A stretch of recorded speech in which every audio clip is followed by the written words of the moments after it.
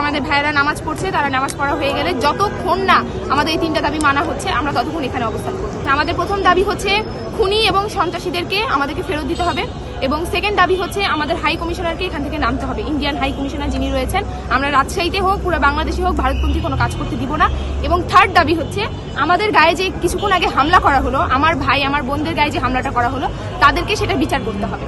আমাদের বাংলাদেশ সরকার, বাংলাদেশ অন্তর্বর্তীকালীন সরকার, আমাদের পুলিশ, গভর্নমেন্ট পুলিশ যেটা রয়েছে, তারা কেন আমাদের গায়ে হাত তুললো, আমরা কোনো কিছু না করতে তারা কেন আমাদের পাল্টা একটা ইয়া দিল, সেটার আমরা বিচার চাই। আমরা গতকালকের কর্মসূচি উপেক্ষা করে আজকে জুলাই যোদ্ধারা এখানে অবস্থান নিয়েছিল।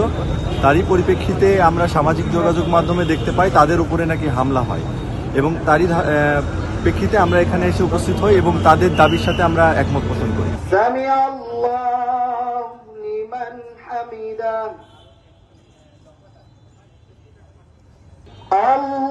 আল্লাহু আকবার।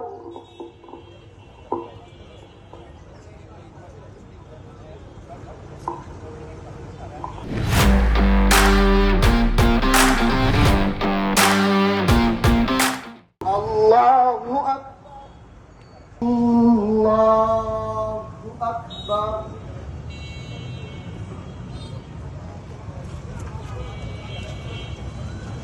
আল্লাহু আকবার।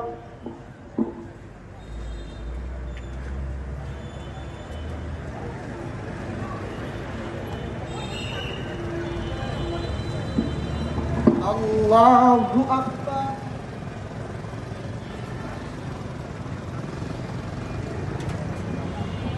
আল্লাহু আকবার। সামিআল্লাহু লিমান হামিদা।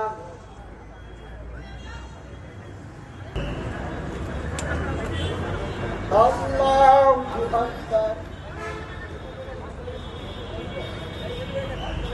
আল্লাহু আকবার।